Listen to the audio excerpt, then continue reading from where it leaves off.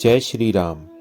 आइए सुनते हैं आज की सुंदर कहानी, किसने दिया हनुमान जी को मृत्युदंड। एक बार राम दरबार में हनुमान जी महाराज श्री राम जी की सेवा में इतने तन्मय हो गए कि गुरु वशिष्ठ के आने का उनको ध्यान ही नहीं रहा। सबने उठकर उनका अभिवादन किया, लेकिन हनुमान जी नहीं कर पाए।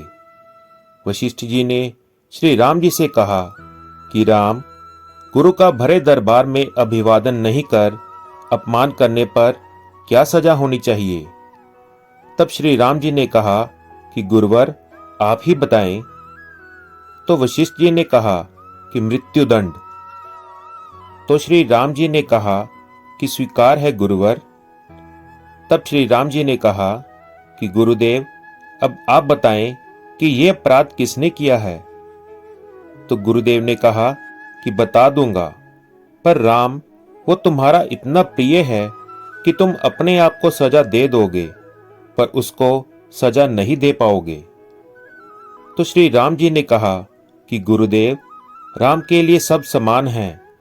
मैंने सीता जैसी पत्नी का सहज त्याग धर्म के लिए कर दिया, फिर भी आप संशय कर रहे हैं। नहीं राम, मुझे तुम्हारे ऊपर संशय नहीं है, पर मुझे दंड के परिपूर्ण होने पर संशय है। अतः यदि तुम यह विश्वास दिलाते हो कि तुम स्वयं उसे मृत्यु दंड अपने अमोघ बाण से दोगे, तो ही मैं अपराधी का नाम और अपराध बताऊंगा। तो श्री राम जी ने पुनः अपना संकल्प व्यक्त कर दिया। तब वशिष्ठ जी ने बताया कि यह अपराध हनुमान जी ने किया है। तो हनुमान जी ने भी अपना अपराध स्वीकार कर लिया। तब दरबार में राम जी ने घोषणा की कि कल सायंकाल सरयू के तट पर हनुमान जी को मैं स्वयं अपने अमोघ बाण से मृत्यु दंड दूंगा। हनुमान जी के घर जाने पर उदासी की अवस्था में माता अंजनी ने देखा तो चकित रह गई कि मेरा लाल महावीर, अतुलित बल का स्वामी, ज्ञान का भंडार आज इस अवस्था में। माता ने बार बार पूछा, पर जब हनुमान जी चुप रहे तो माता ने अपने दूत का वास्ता देकर पूछा। तब हनुमान जी ने बताया कि यह प्रकरण हुआ है अनजाने में। माता, आप जानती हैं कि हनुमान को संपूर्ण ब्रह्मांड में कोई नहीं मार सकता, पर भगवान श्री राम के अमोघ बाण से भी कोई बच भी नहीं सकता। तब माता ने कहा कि हनुमान, मैंने भगवान शंकर से राम मंत्र प्राप्त किया था और तुम्हें भी जन्म के साथ ही ये नाम घुटी में पिलाया है, जिसके प्रताप से तुमने बचपन में ही सूर्य को फल समझकर मुख में ले लिया था। उस राम नाम के होते हुए हनुमान, कोई भी तुम्हारा बाल भी बांका नहीं कर सकता, चाहे वो स्वयं राम ही क्यों ना हो। राम नाम की शक्ति के सामने राम की शक्ति और राम के अमोघ शक्ति बाण की शक्तियां महत्वहीन हो जाएंगी। जाओ मेरे लाल, अभी से सरयू के तट पर जाकर राम नाम का उच्चारण करना आरंभ कर दो। माता के चरण छूकर हनुमान जी सरयू किनारे राम राम रटने लगे।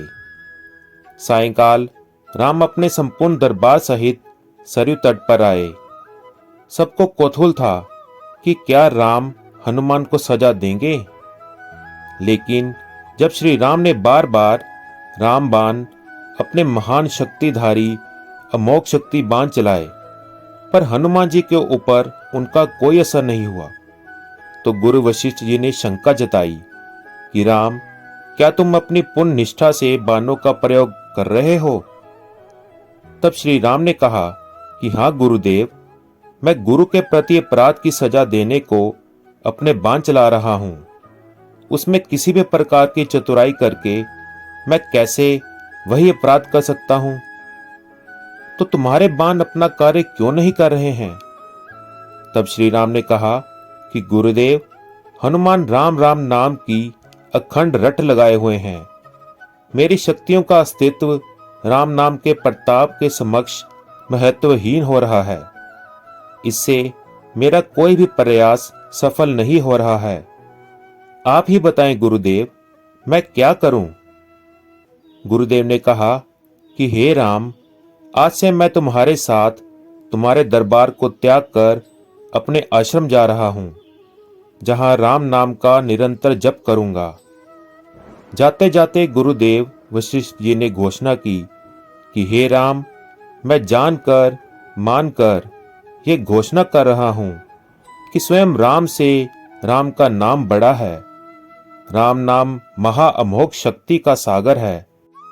जो कोई जपेगा, लिखेगा या मनन करेगा, उसकी लोक कामना पूर्ति होते हुए भी वो मोक्ष का भागी होगा। मैंने सारे मंत्रों की शक्तियों को राम नाम के समक्ष न्यूनतर माना है। तभी से राम से बड़ा राम का नाम माना जाता है। वो पत्थर भी तैर जाते हैं जिन पर श्री राम का नाम लिखा रहता है। जय श्री राम। तो दोस्तों, कैसी लगी आपको ये कहानी?